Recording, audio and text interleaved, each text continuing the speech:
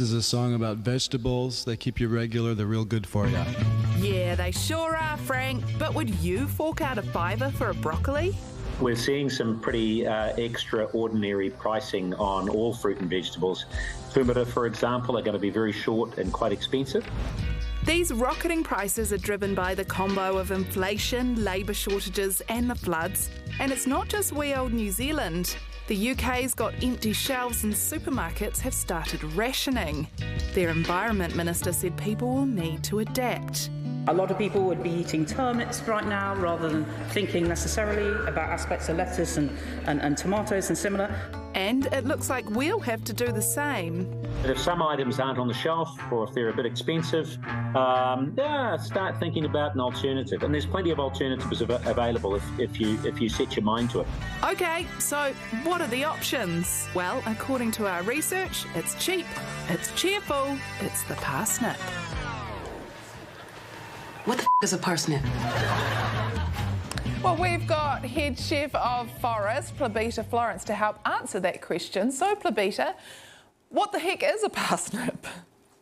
What is a parsnip? Oh, I don't know if I'm quite qualified to answer that question. As far as I'm aware, it's like a slightly less luxurious version of a carrot. You're not really selling it, Plebita.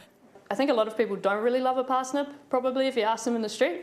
But I think mostly that would be to do with all the times they've tried a parsnip and it hasn't really been treated very well. Mm-hmm. Sell me on the parsnip. Give me your top 3 suggestions of things I can do with my parsnip. What to do with a parsnip? To me, a pretty easy way most people are going to probably like a parsnip would be if you cut it up into little cubes, maybe roast it until it gets nice and caramelised, toss it through some brown butter, maybe some pasta, hit it with some cheese, makes everything better. Yeah. That sounds pastastic. Delicious. What about any other recipe suggestions? I think something that pops into my head straight away, which is maybe a bit wacky for most people, would be a parsnip custard. I think parsnip's really, really sweet. I think I don't see why. I mean, worth a try, right? It's sweet, it's earthy. I think it could give a nice earthy tone to a custard. I would probably try and juice it first, maybe, use that as some of my liquid in the custard rather than milk. I feel like it would work. OK, if we're not sold on parsnip, could you suggest another veggie we should maybe try out? I really like a Swede. I think they're really, really cost effective and, similar kind of flavour. To me, it's kind of like a radish without the burn. Kind of easy to sneak in if you're making a mash out of something else and you just want to get, I don't know, some more variety in, or maybe you're actually just trying to cut costs. I think the Swede's your guy. Chuck him in. Hey, Plebita, thank you so much for the advice tonight. Happy eating. No worries, yeah, thanks. Some good tips there, eh? And I think carrots are even cheaper than parsnips at the moment. And there are some amazing carrot recipes out there.